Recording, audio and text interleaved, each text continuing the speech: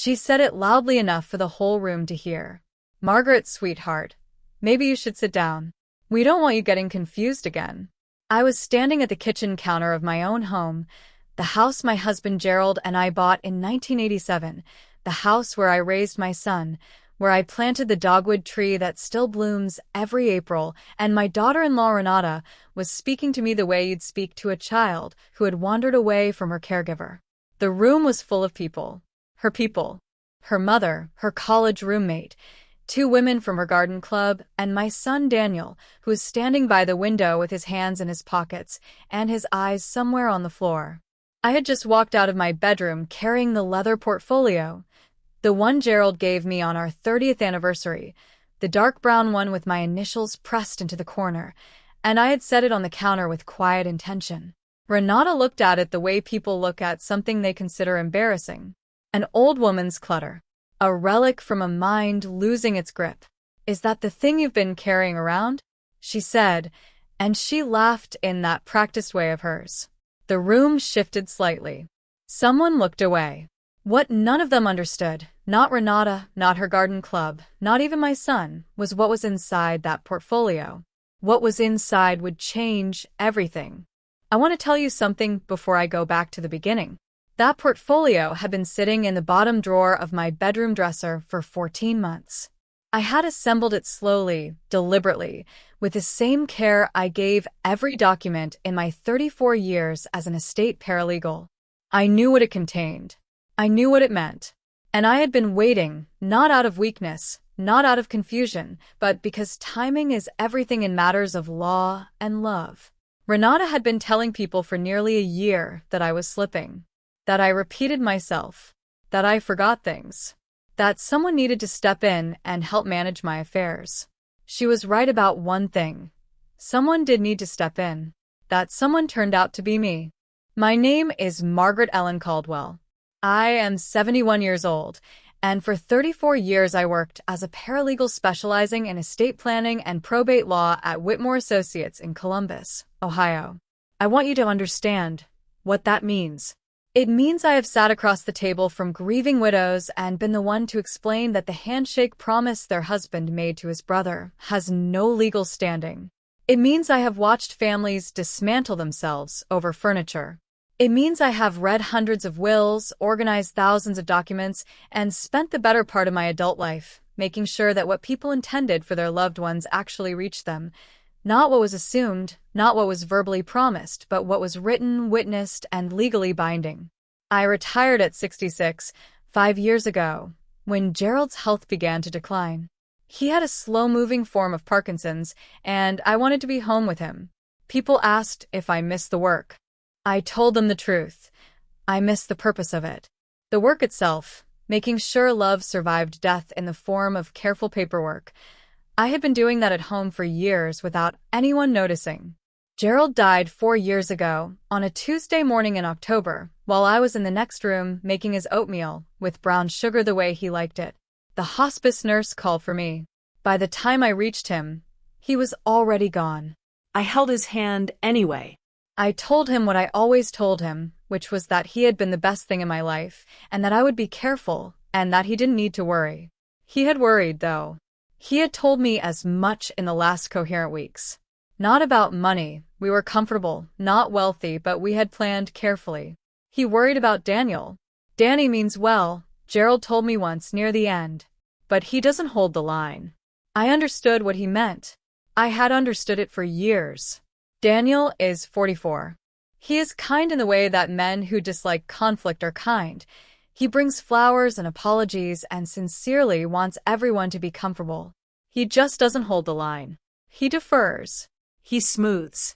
He finds the path of least resistance and takes it, even when the path leads away from what's right. He married Renata 9 years ago. I tried to love her the way you try to love everything your child chooses. I succeeded partially. She is intelligent, organized, socially polished. She cares about appearances the way a curator cares about an exhibit, obsessively, and with an underlying message about what she considers worth displaying. I was not always something she considered worth displaying. After Gerald died, I developed mild arthritis in both hands, which slowed me down in ways I found frustrating but manageable. I sometimes read with a magnifying glass now. I take longer going down the porch stairs. I repeat a name once or twice when I'm tired. These are the facts of being 71. They are not evidence of confusion. They are evidence of time. But Renata, I would learn, had been collecting those small moments, the repeated name, the slow stare, the misplaced reading glasses, and organizing them into a story. A very particular story. One that was, in its way, the most elaborate document she had ever assembled. The difference between her version and mine was simple. Hers was fiction. Mine was notarized. Gerald gave me that leather portfolio on our 30th wedding anniversary. We weren't the kind of people who gave each other jewelry or trips to Paris. We gave each other useful things, beautiful things, things that understood what the other person valued. He had it embossed with my initials, MEC, in gold letters at the bottom right corner, and when he handed it to me across the dinner table at the Italian place on 5th Street, he said, "Because you're the one who makes sure things last." I cried a little. He pretended not to notice. For the first 2 years after his death, the portfolio sat in my desk drawer and held ordinary things: insurance cards, a spare checkbook, some notes I was taking for a memoir I kept starting and stopping. Then, about 2 years ago, I began to feel something shift. It started small. A comment from Renata at Thanksgiving, something about how large old houses are so much work for one person. A question from Daniel, framed gently, about whether I'd given any thought to downsizing. A conversation I overheard through the kitchen door at Christmas, Renata's voice low and measured, saying that she thought I seemed less sharp than I used to be and that someone probably needed to look into things. I sat down with a cup of tea that night after everyone had gone home, and I thought about what I knew professionally and what I was beginning to understand personally. I had spent 34 years watching families fail the people they loved, not out of cruelty, usually, but out of assumption. They assumed the plan was understood. They assumed the will was current. They assumed that love translated automatically into legal clarity. It never does. So I began to work. I started by pulling out every document Gerald and I had ever signed: the living trust we'd established in 2009, the deed to the house, the beneficiary designations on the retirement accounts, the savings bonds I had been purchasing quietly since 1994. Those bonds were something Gerald didn't even know the full scope of. Every year for almost 30 years, I had bought Series E savings bonds, small amounts, $50 here, $100 there, sometimes a birthday, sometimes just because. I kept them in a fireproof box in the bedroom closet, behind Gerald's old field jackets that I could not yet bring myself to give away. I had never counted them all at once. When I finally did, sitting at the kitchen table with a pad of paper and 2 hours of quiet, I calculated their current value. It was not a small number. Then I contacted an estate attorney, not anyone from my old firm, but a woman named Patricia Owens who had an office in Westerville and came highly recommended by a former colleague. I told Patricia what I had, what I'd observed, and what I wanted to accomplish. She was quiet for a long moment after I finished. "You've basically already done most of this yourself," she said. "I know," I said. "I just need it properly signed and witnessed." Over the next several months, Patricia and I restructured everything. The living trust was updated. The house, which had been in both Gerald's and my names, was retitled. The beneficiary designations were reviewed and, in some cases, revised. The savings bonds were cataloged, valued, and incorporated into the trust in a very specific way, with very specific conditions. There was also the matter of Gerald's letter. He had written it 2 weeks before he died, in the careful, slow handwriting of a man whose hands had begun to tremble, but whose mind remained entirely his own. He gave it to me in a plain, white envelope with my name on the front. He asked me not to read it until I needed it. I asked him how I'd know when that was. He said I would know. I read it for the first time on a Wednesday evening in March, 14 months after he died, sitting in the kitchen with the overhead light on and the windows dark. It was 4 pages, written on the yellow legal pad paper he'd always used, and it was the most precise and loving document I had ever read in a life full of documents. It was not a legal instrument. It had no binding authority. But it said the things that needed to be said about what he had built with me, what he hoped for Daniel, what he feared, and what he trusted me to protect. I folded it carefully and placed it in the leather portfolio behind the trust documents, behind the deed, behind the savings bond inventory, behind Patricia's business card. Then I put the portfolio in my dresser drawer, and I waited.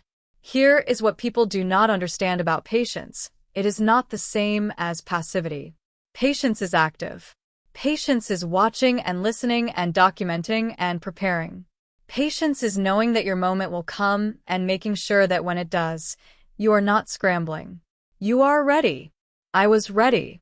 The portfolio had started as a gift between two people who loved each other for 40 years. It had become something more. It held the legal architecture of a life. It held Gerald's final words. It held a financial reality that nobody in my family had thought to ask about, because they had already decided what kind of woman I was, the sweet, slightly fuzzy old mother who needed looking after. They had mistaken my stillness for vacancy, my patience for confusion, my silence for ignorance. Every estate paralegal I ever knew had a saying we used with clients who were afraid that their wishes wouldn't be honored after they were gone. We used to tell them, "Paper doesn't lie, and paper doesn't forget. Neither do I." To understand what happened, you need to understand Renata. I do not say this with bitterness. I say it the way I would have said it in a deposition, clearly, specifically, without embellishment. Renata Caldwell, née Hartley, grew up in a household that equated visible success with personal worth. Her parents were not wealthy, but they performed wealth convincingly, the right brands, the right neighborhood, the right language. Renata carried that training into adulthood with the discipline of someone who had learned very early that image was infrastructure. She was good at many things. She was genuinely good at her job. She managed corporate events for a hotel group downtown, and she was exceptionally organized, visually strategic, and socially precise. She knew how rooms should look. She knew what impressions people formed in the first 30 seconds. She had built her marriage to Daniel partly on the strength of that ability. She made their life look like something aspirational, and Daniel, who had always struggled with the gap between where he was and where he wanted to be, found that comforting. What she could not do was value what didn't show. She had come to my house for 9 years of holidays and dinners, and in all that time she had never once asked about my work. Not really. She knew I had been a paralegal, legal secretary, she said once, not maliciously, just inaccurately, the way people flatten things they find uninteresting. She knew Gerald and I had owned the house since the 80s. She sometimes complimented the garden, which she found charming in an antique way, like a folk art quilt, pretty, but not something you display in a modern home. She had redecorated their own house twice in the years I'd known her. The second time, she removed a framed photograph of Daniel as a child, one I'd taken myself on a camping trip when he was 8, because it didn't fit the new aesthetic of the living room. She replaced it with a piece of abstract art she'd found at a boutique. She never mentioned the photograph. It simply disappeared. Daniel said nothing. That small moment told me everything I needed to know about the architecture of their marriage. Her mother, Pamela, was the garden club type, polished, chronically approving of her daughter, and constitutionally inclined to agree with whomever seemed most confident in the room. She visited often. She and Renata had the kind of relationship where the mother functioned as an audience, always ready to affirm the performance. Pamela was the first person I heard repeat the story about my confusion.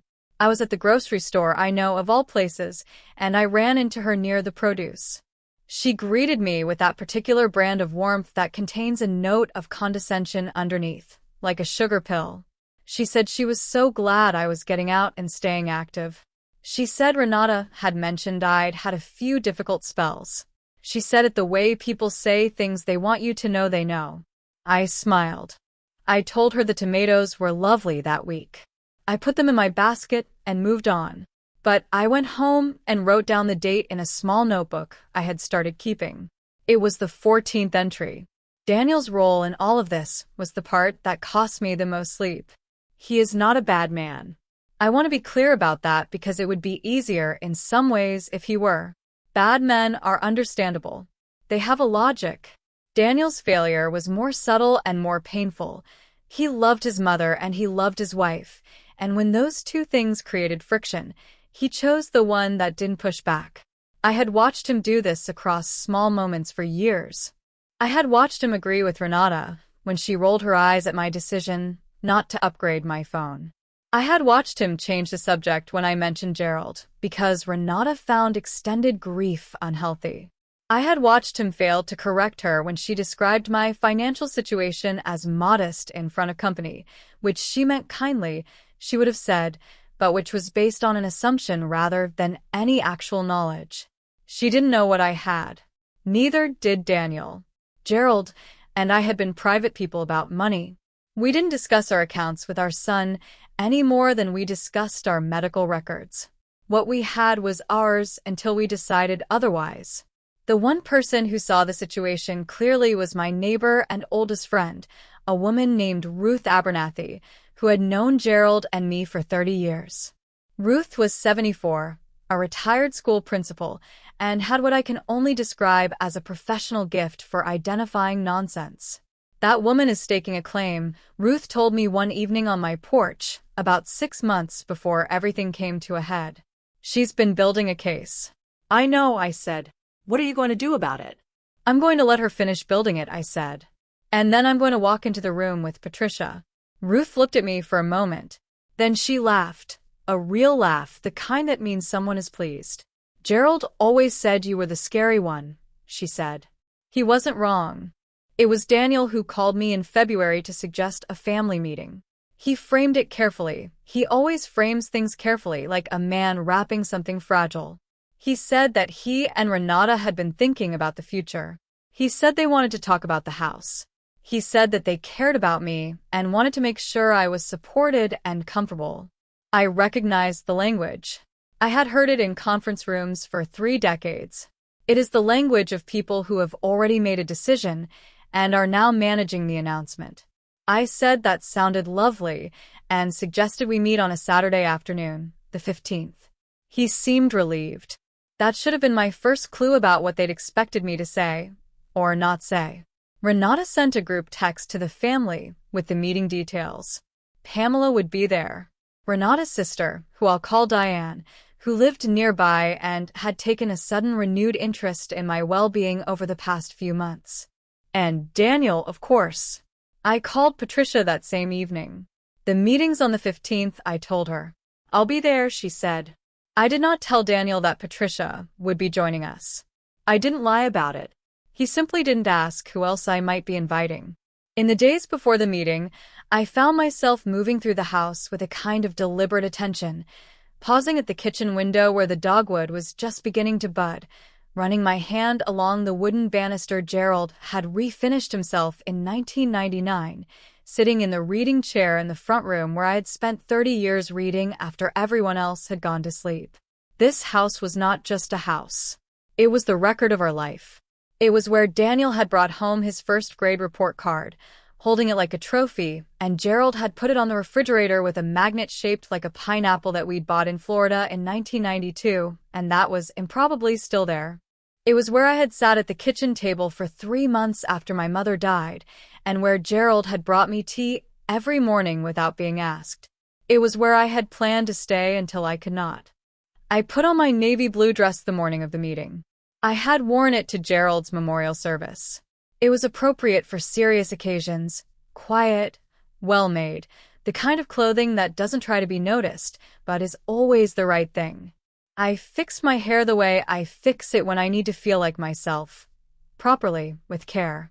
I went to the kitchen and made a full pot of coffee.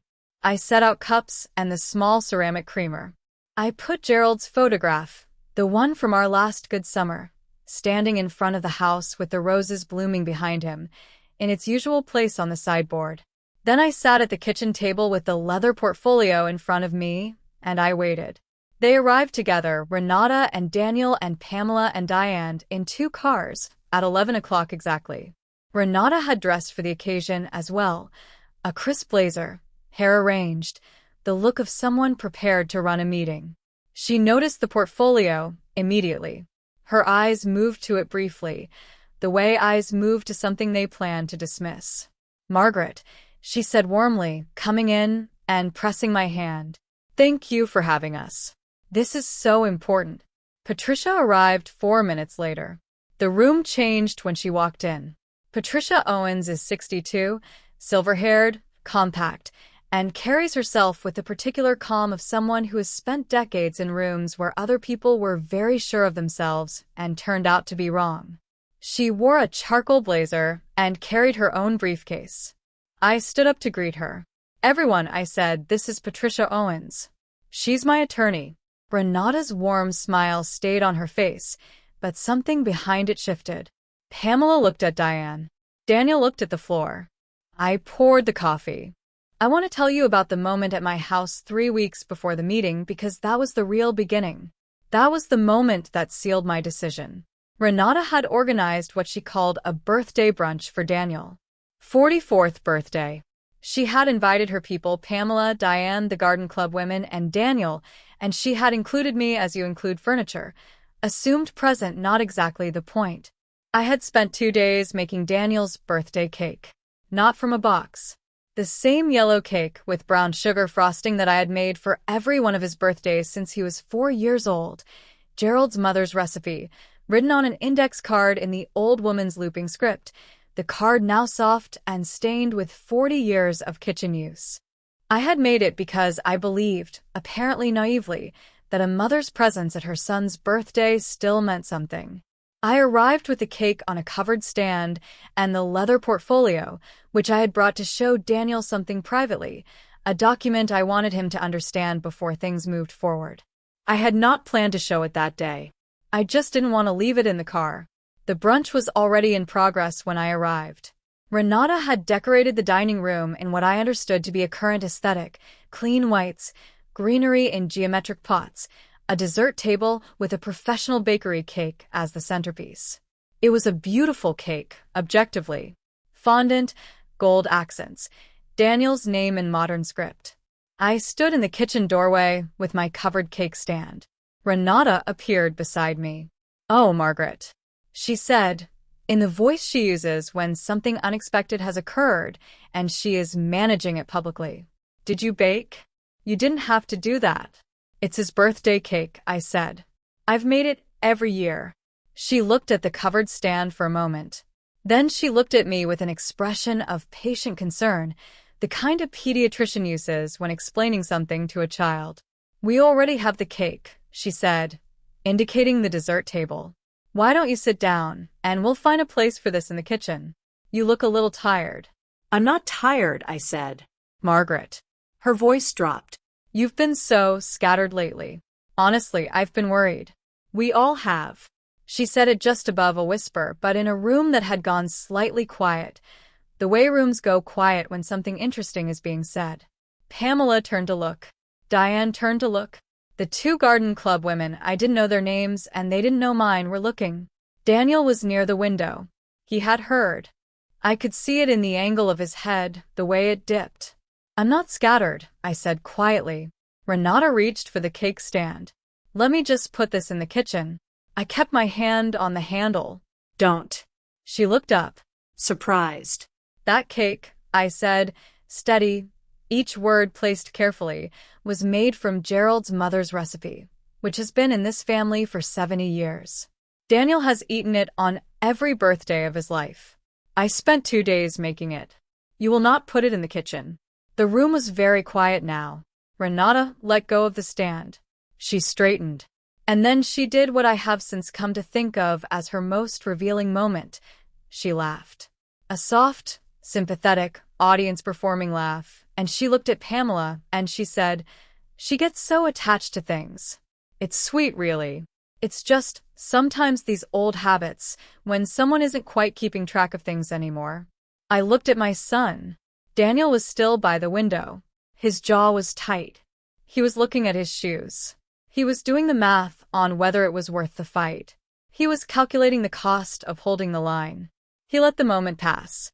I set the cake on the counter, covered, and I took my seat at the far end of the table. I stayed for 40 minutes. I drank a cup of coffee. I watched Renata cut the bakery cake with efficient ceremony while the garden club women admired its design. Nobody touched the cake I'd made. When I left, I took it with me. I drove to Ruth's house on the way home, and I gave it to her and her husband because it was a good cake, and it deserved to be eaten by people who understood what it was. Then I drove home, and I went inside, and I sat in the kitchen in the quiet, and I allowed myself, privately, to feel what had just happened. I did not cry. I had used up a certain reserve of tears in the years since Gerald died, and I had become careful with what remained. But I felt it, the hollow, particular humiliation of being made small in a room full of people, and the deeper, more lasting pain of having the person who should have said something look at the floor instead. That night, I called Patricia and told her to prepare everything. We were not waiting anymore. The house was very quiet when I got back from Ruth's. I turned on the lamp in the reading room, but not the overhead light. I didn't want bright. I wanted the kind of light that lets you sit with things. I made a cup of chamomile tea. Gerald had always said I drank too much coffee late in the day, and I sat in the reading chair with the cup warm between my hands and the leather portfolio on the side table beside me. My hands ached. Not from the cake making, though 2 days of work had not helped. From the cold, and from the grip I had kept on that cake stand handle, and from something that was not quite anger, but lived in the same neighborhood. I sat there for a long time. I thought about Renata's face when she laughed. The specific architecture of that laugh, how it was designed for the room, how it positioned me as a subject of fond condescension rather than a person in possession of a life she had no idea about. I thought about Pamela nodding. I thought about the garden club women who didn't know me at all and who now had a story about poor confused Margaret, bless her heart. But mostly I thought about Daniel. Not with anger, exactly. With something older and more painful than anger, the grief of seeing your child clearly. There is a particular sorrow in watching the person you raised make the wrong choice in a room full of witnesses, and understanding that the choice was not made out of cruelty, but out of fear. He was afraid of Renata's displeasure.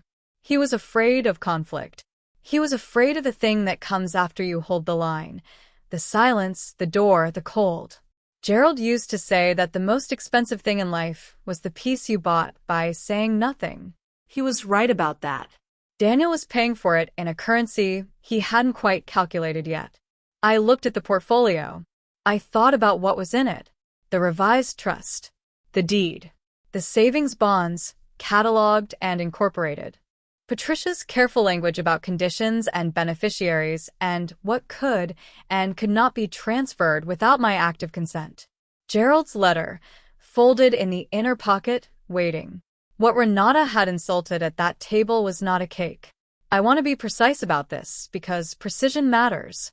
She had insulted the recipe, which was a dead woman's handwriting. She had insulted the tradition, which was 40 years of a mother's love made tangible in brown sugar and flour. She had insulted me, not as a confused old woman, but as a competent one. Because competence that you refuse to recognize doesn't become confusion. It becomes threat. And she had been right to feel threatened, though she didn't know exactly why yet. That was the night grief became clarity. Not revenge. I want to be careful about that word because what I felt was not revenge. Revenge is reactive. What I felt was something more like resolution. The quiet, firm decision of a woman who has spent her professional life making sure that what people mean actually translates into what the law says, and who had finally decided to apply that expertise to her own life. I finished my tea. I rinsed the cup. I turned off the lamp. Before I went to bed, I opened the portfolio, and I took out Gerald's letter, and I read it again. All 4 pages, slowly, in the low light of the bedroom. And when I finished, I put it back carefully, pressed the portfolio closed, and set it on my nightstand where I could see it. I slept better than I had in months. Daniel called 2 days later. It was a Tuesday evening, just after 7. I was in the kitchen making soup. Nothing elaborate, just the vegetable soup I make when I want something honest. And my phone rang and it was him, and I knew from the hour and the sound of his breathing when I answered that he had been thinking about what to say for a while. Mom, he said. Hello, Daniel. A pause. The kind of pause that is not silence but calculation. I wanted to call about the brunch, he said. All right, I said. I kept stirring. Renata, she mentioned that you seemed upset when you left. Did she? She didn't mean to make you feel bad. She was just trying to. Daniel. I said his name gently, but I said it with enough weight that he stopped. What did you want to say? Another pause. Longer. I should have said something, he said. When she said what she said about you being, he stopped. He couldn't bring himself to say the word confused to my face, even over the phone. Interesting that he could let it hang in a room without objecting.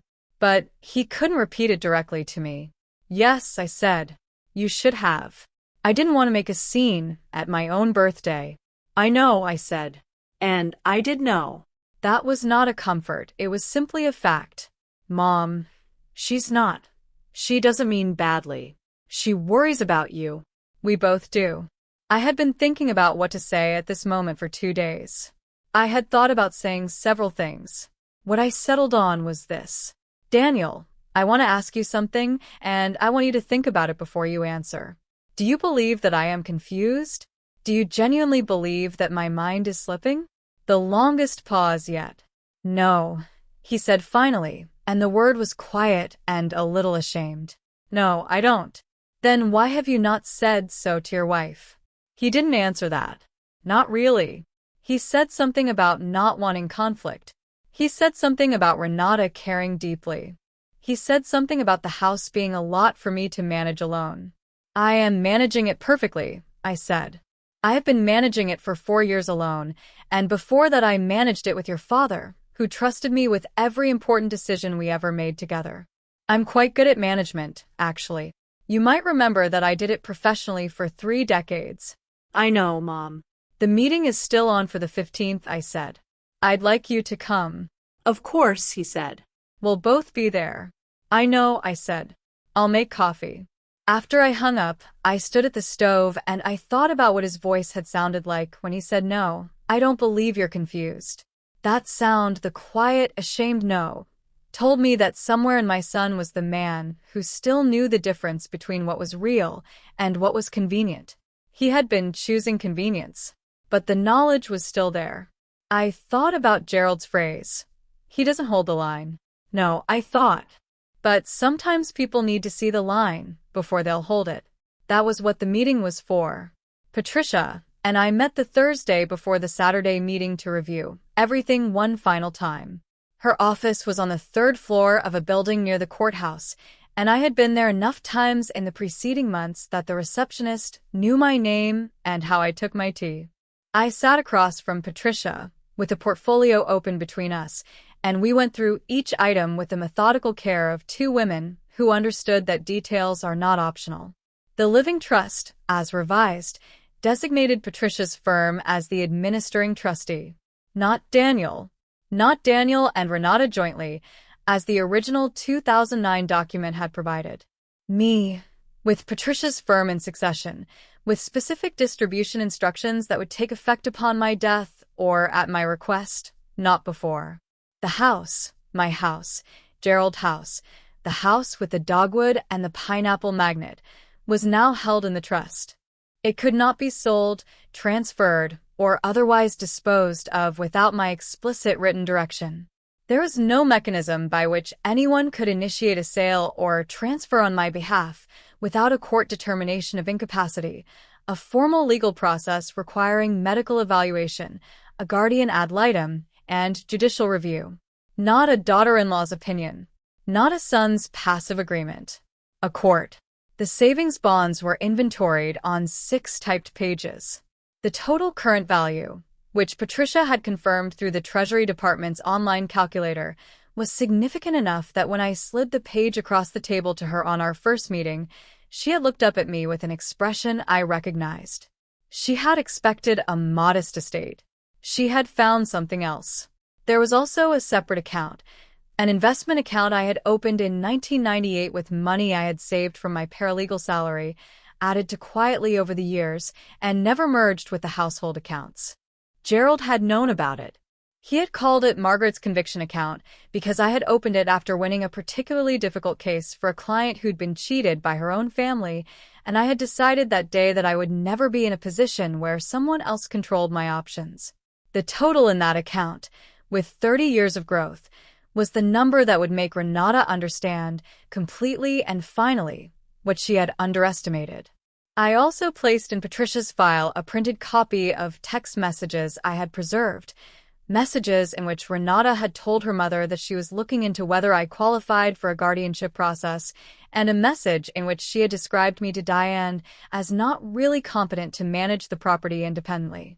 I had been copied on neither message. Pamela had forwarded them to me in December, apparently under the mistaken impression that I had already been told. That error on Pamela's part was the gift I had not expected. "You have everything," Patricia said Thursday afternoon, closing her own file. "Gerald always said thorough was better than dramatic," I told her. She smiled at that. He was right. I picked up the portfolio. The MEC in gold letters caught the afternoon light. "Saturday," I said. "Saturday," she confirmed. "I'll be there at 10:50. I drove home through the afternoon, past the turning trees, past the school where Daniel had learned to read, past the church where Gerald and I had sat in the same pew for 37 years. I felt something that I can best describe as settled. Not triumphant. Triumph was not the point. Settled. The way a document feels when the last signature is in place and everything is exactly as it should be. Everything was exactly as it should be. I want to be clear about what I was and was not trying to do. I was not trying to humiliate my son. I was not trying to destroy Renata, though I understand why a person might want to after what had happened. I was not interested in a dramatic confrontation that would echo through the family for decades as the day Margaret went off. I was interested in the truth. Not truth as performance. Truth as structure. There is a concept in estate law called the informed beneficiary, the idea that people who stand to inherit from you have a right to understand what they're inheriting and under what terms. I had spent my career making sure that clarity existed. I had watched too many families tear apart because things were assumed rather than said. I had watched too many widows be outmaneuvered by people who understood the paperwork better than they did. I was not going to be that widow. What I was going to do was present the situation, the full situation, in a format that left no room for misinterpretation. No room for Renata to say later that there had been a misunderstanding. No room for Daniel to have the option of pretending he hadn't known. No room for the garden club version of Margaret, sweet, confused, a little fuzzy about the details, to exist alongside the legal version of Margaret, which was the only one that mattered. Patricia and I had structured things so that the trust document did most of the speaking. This was intentional. I have found, in 34 years of legal work, that people respond very differently to a lawyer's voice than to a mother's voice. The content may be identical, but a lawyer's voice carries the weight of institutional authority that a mother's voice, however correct, however measured, can be dismissed in ways that the law cannot. So I let the law speak first. The plan for Saturday was simple. We would begin with coffee because I am a person who believes meetings should start with coffee and that this small civility matters. Then I would invite Patricia to present an overview of my current estate documents. Then I would answer questions. Then I would discuss the conditions I had established for the house and for the trust distributions. And then I would read Gerald's letter. That last part was mine. Patricia had gently suggested I think about whether to include it. It was not legally necessary, and she was not sure it was strategically optimal. I told her some things matter more than strategy. She had looked at me for a moment and then said, "Fair enough." I had also made one private decision that I had not discussed with anyone, including Patricia. If Daniel, when the truth was laid out in front of him, chose to stand with me, not dramatically, not loudly, but simply and clearly, I was prepared to soften certain terms. Not the structural protections. Those were staying. But in the conditions around how the house would eventually be handled after my death, there was language that could be more or less generous, depending on what I saw in that room. I was not making the decision ahead of time. I was leaving it open based on who showed up. That, too, was something I had learned from estate work. Documents tell you what people intended, but rooms tell you who people actually are. Renata's text messages, which I had asked Patricia to have available but not to introduce unless necessary, were the backstop. If she claimed ignorance, if she denied having suggested incompetency proceedings, if she tried to frame the whole situation as loving concern rather than calculated positioning, I had documentation. Court-admissible documentation. I hoped not to need it. I also hoped that Daniel would, when it counted, finally hold the line. But I had learned from Gerald and from 34 years of watching families that hope is not a legal strategy. You plan for reality, and you hope for something better. I had planned for reality. If something better showed up in that room on Saturday, I would recognize it. Saturday morning was clear.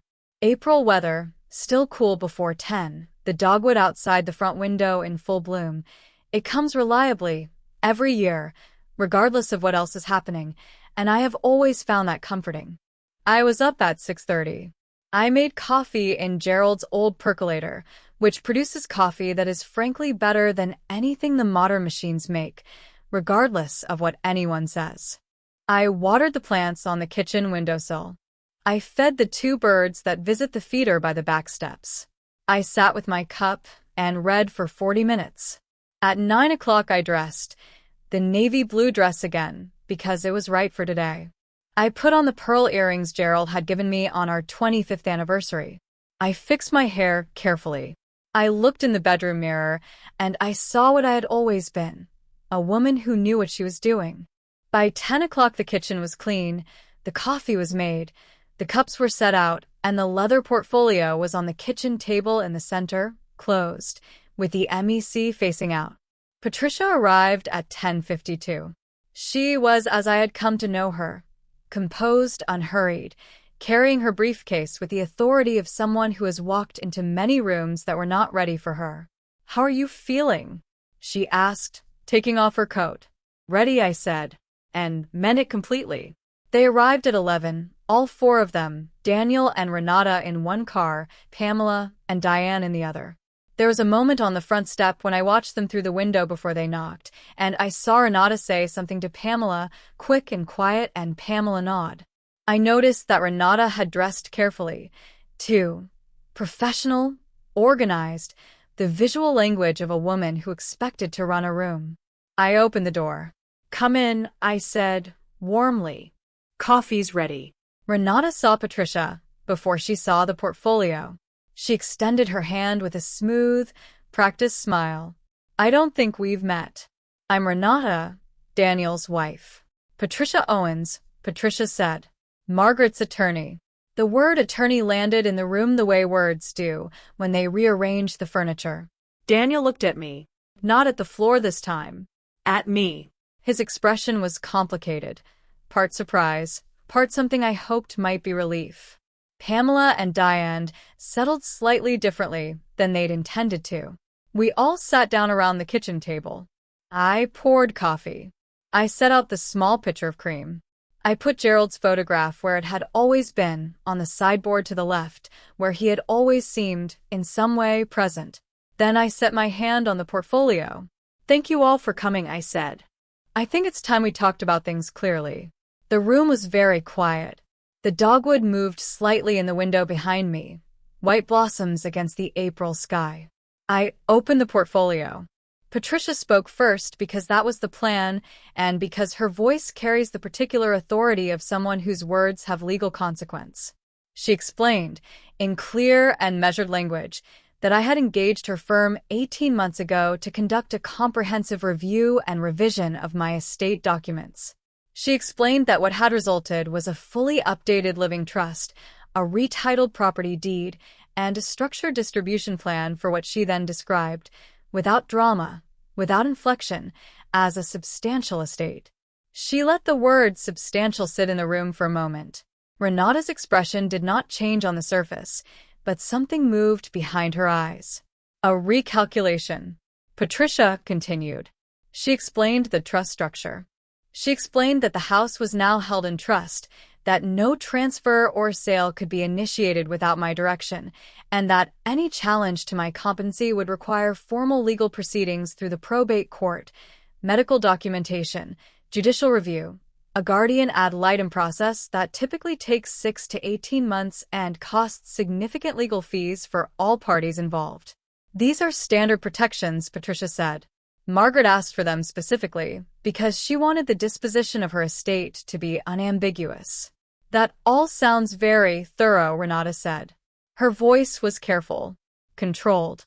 We weren't suggesting anything like a competency challenge. We were just concerned about Margaret managing everything on her own. I know, I said. I reached into the portfolio and took out the printed pages. 2 sheets. I placed them on the table, facing Renata and Pamela. They were the text messages. Renata's message to Diane: I've been reading about guardianship.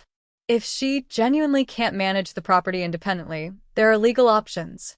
I just want what's best for everyone. Renata's message to Pamela: she's not really competent to manage it independently. Daniel doesn't want to say it, but someone needs to. The room was completely still. Pamela made a small sound. Diane looked at the table.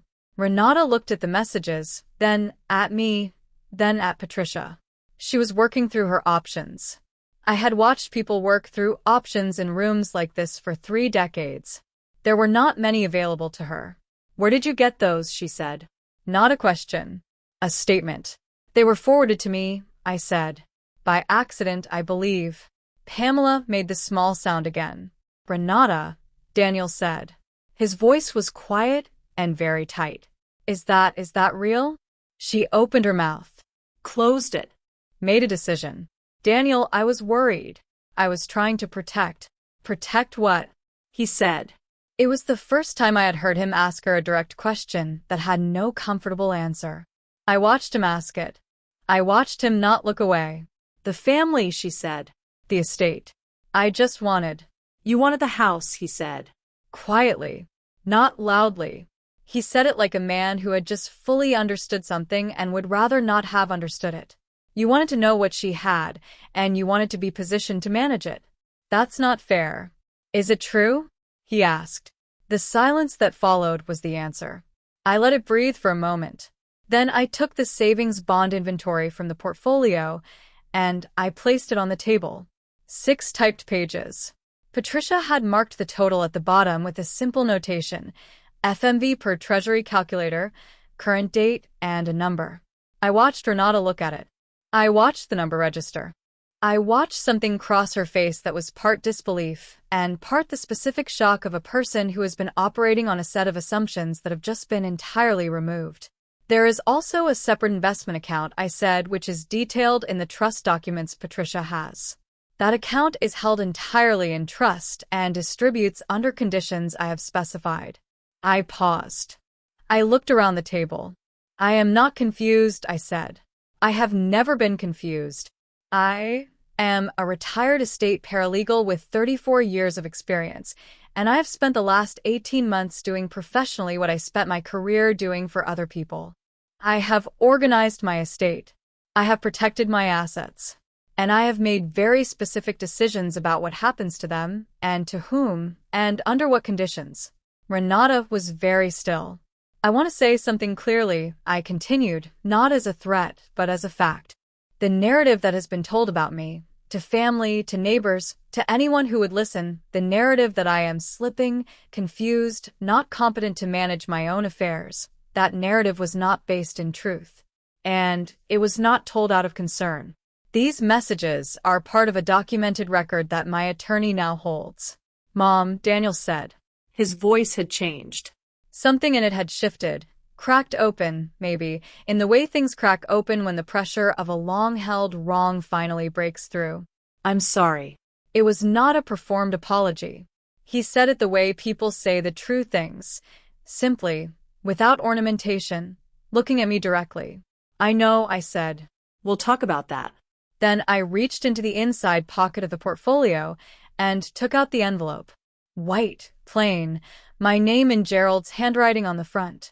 Before we discuss next steps, I said, there's something I'd like to read. I had read the letter enough times that I nearly had it memorized. But I read it aloud from the page, because his handwriting deserved that. The care of it, the slow, deliberate letters of a man whose hands were already trembling. Margaret, I am writing this while I still can, so that means I'm writing it now. Today, on a Thursday in September, which is a perfectly good day for the truth. You have always been the one who understood what things were worth. Not the price of them, the worth of them. I have watched you hold things carefully for 40 years. Documents, memories, people, promises, and I have never once seen you drop what mattered. I am worried about Daniel. Not because he is bad. He is not bad. He is our son, and he has our best qualities split between him in ways that didn't always land evenly. He got your kindness and my tendency to avoid a fight. That combination will cost him if he's not careful. I want you to know that I have trusted you with everything. Not just the money, not just the house, though both of those are yours completely, and I have said so in every document. I mean, I have trusted you with the shape of our life and with what we leave behind. Don't let anyone shrink you. Not out of love for them. Not to make a room more comfortable. The value of what you've built, of what you are, does not require their recognition to be real. If you are reading this because you needed it, then you already know what to do. You have always known. I love you completely. Gerald. I folded the letter along its creases and placed it back in the envelope. The kitchen was silent. Not uncomfortable, the kind of silence that comes after something true has been said, and the room is holding it. Daniel was crying quietly. He was not hiding it. Pamela was looking at her hands. Diane was looking at the window. Renata was looking at the letter, or at the space where the letter had been, and her face had lost the organized quality it usually held. She looked like someone who had just been measured against something and understood the gap. I set the envelope back in the portfolio and pressed it closed. Gerald was thorough, I said. He always was. Patricia laid out the terms clearly, because clarity was the point of the whole morning. The house would remain in trust during my lifetime. I would continue to live in it, manage it, and make all decisions regarding it, as I had been doing competently for 4 years. After my death, the house would pass to a charitable remainder trust for 5 years, at the end of which it would be sold and the proceeds distributed. Daniel would receive a share. Renata, as a spouse, would benefit from his share in whatever way their own legal arrangements dictated, but there was no mechanism by which she could independently direct, access, or influence the distribution. This was not punitive. It was structural. I had designed it this way before the text messages, before the brunch, before any of this, because I had understood from the beginning that the most loving thing I could do was make the path clear and the protections clear, and leave no room for the kind of conflict I had spent my career watching destroy families. The savings bonds would be distributed at my death according to the trust terms. A specific allocation had been set aside, a meaningful amount, designated for my granddaughter, Lily, who is 4 years old and had nothing to do with any of this and deserved to have someone thinking about her future with clarity. That was the part that broke something in Daniel. When Patricia mentioned Lily's allocation, he put his hands over his face for a moment. He didn't say anything. He didn't need to. Regarding the text messages and the informal campaign to establish a narrative of incompetence, Patricia explained, neutrally, that the documentation existed, that it was preserved, and that no action would be taken unless action became necessary. This was a choice I had made deliberately. I did not want to pursue legal remedies. I wanted understanding. I wanted the situation to be documented and known, and I wanted the people in that room to understand that I had documentation and that the option existed. I'm not interested in litigation, I said. I'm interested in truth. This morning was about truth. Renata, who had been very quiet since the letter, said, Margaret, I want you to know, I genuinely was worried. Renata, I said, not unkindly, I know what the messages say. You don't need to reframe them for me. I am not angry with you in the way you might expect. But I am clear about what happened, and I need you to be clear as well. What you told people about my mental state was not true, and it was told with a purpose. That purpose did not work. I need that to be understood." She was quiet. "I also want you to know," I said, "that the grandchildren, Lily, and any children who might come later, those relationships are not affected by this. I am their grandmother. I intend to remain their grandmother. The terms of the trust do not change that, and I have no interest in punishing children for the decisions of adults." Daniel looked up at me. "Thank you," he said. "That is not for you," I said gently. "That's for Lily." He nodded. He understood. After Patricia left, I walked everyone to the door. I shook Pamela's hand. I nodded to Diane. I held the door for Renata, who paused on the threshold and looked at me with an expression I still find difficult to describe. Part chastened, part recalculating, part something that might have been, in a buried place, genuine. She said, "I didn't know." "I know," I said. "That was the problem." In the days immediately after the meeting, the house was very quiet. Not the uncomfortable quiet of things unsaid, but the quiet of a space that has been cleared, of tension, of maneuvering, of the low-grade unease I had been carrying for nearly 2 years without fully naming it. Ruth came over on Sunday. I made the vegetable soup. She sat at my kitchen table, and I told her everything, and when I finished she was quiet for a moment, and then she said, "Gerald would have loved that morning. He would have found the whole situation maddening," I said. "Yes," she said, "and then he would have been extremely satisfied." We ate the soup and talked about other things, and it was one of the best afternoons I'd had in a year. Daniel called on Monday. Not to process or explain or relitigate, just to talk. He asked about the dogwood. He asked whether I needed anything. He asked if he could come over Wednesday for dinner. I said yes, and I made his grandmother's pot roast, which he had not eaten in probably a decade, and he ate 2 plates and was quiet in the way he's quiet when he is content rather than avoiding. He did not bring Renata. I did not ask about her. Over the following weeks, I understood that Renata had entered a period of what I can only call strategic reassessment. She did not call me. She did not send a message. I was told by Daniel in an oblique way, thinking through some things.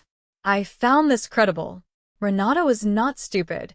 She had built her entire social identity on competent navigation, and she had just discovered that she had profoundly misread the room. That kind of recalibration takes time. Whether she would emerge from it with genuine understanding or simply a more sophisticated approach was something only time would tell. I was prepared for both. Pamela sent me a card. A real card, handwritten, not a text, not an email. She wrote that she was sorry for repeating what she'd heard without checking whether it was true, and that she hoped I would forgive her. It was not an eloquent apology, but it was real, and I have found that real is more valuable than eloquent in the long run. I put the card in my desk drawer. Diane, to her credit, came by one afternoon unannounced.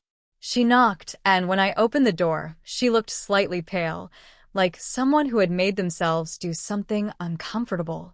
She said she was sorry.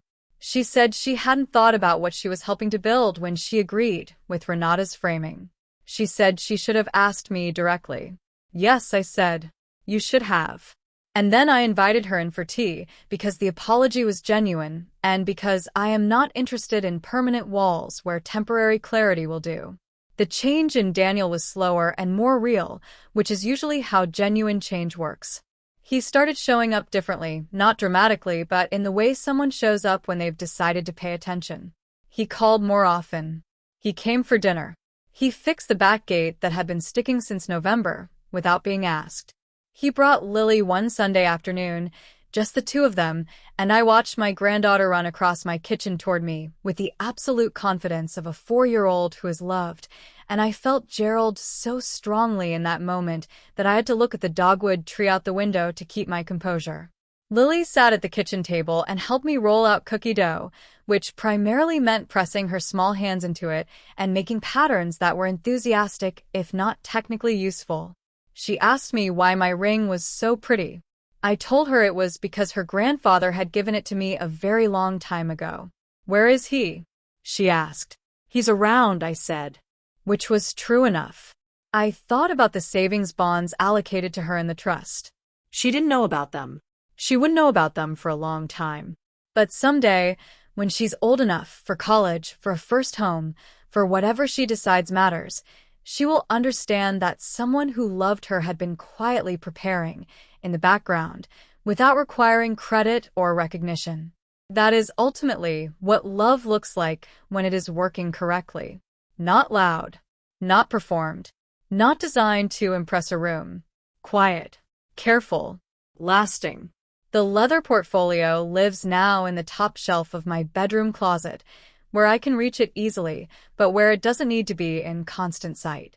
Gerald's letter is folded inside it. The trust documents are filed with Patricia's office.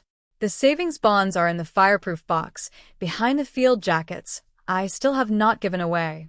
I bought new seeds for the garden in March. I am growing tomatoes this year, and the tall sunflowers Gerald always liked, and I am doing it because the garden is mine, and the spring comes reliably, and there is always a reason to plant something. I am not a sentimental woman, generally speaking. Sentiment without structure tends to dissolve into exactly the kind of vague feeling that people can ignore or reframe. I believe in sentiment backed by documentation. I believe in love that can be proved, if necessary, in a room with a table and witnesses. But here is what I have come to understand after all of it. The people who underestimate you are almost always operating on assumptions. They see age and assume diminishment. They see stillness and assume vacancy. They see an old leather portfolio with someone's initials pressed into the corner, and they think, clutter. They do not think to ask what's inside. They do not consider that patience can look exactly like confusion to someone who has no experience of genuine patience. That is their limitation, not yours. Gerald used to say that the most valuable things he had ever owned were the ones nobody else could see. He meant me, I think. He meant the life we'd built. He meant the kind of worth that doesn't come with a receipt or a label or a display value. He put it plainly in his letter, but I have carried a version of it for years before that. Real value doesn't need to announce itself. It simply needs to be real. I am 71 years old. I have arthritis in both hands, and I read with a magnifying glass sometimes, and I move carefully on the porch stairs in winter. These are facts about my body. They have nothing to do with what I know. And what I know is this: the document always outlasts the assumption. The truth always outlasts the narrative. And the woman who spent 34 years making sure that love survived death in the form of careful paperwork knows, better than most, exactly how to protect what matters. The dogwood blooms every April. Reliable, white, indifferent to what has or hasn't happened in the house behind it. I water it in the dry weeks. I watch it from the kitchen window with my coffee. Some things, if you tend them quietly and with patience, will outlast everything that tried to dismiss them. I intend to be one of those things.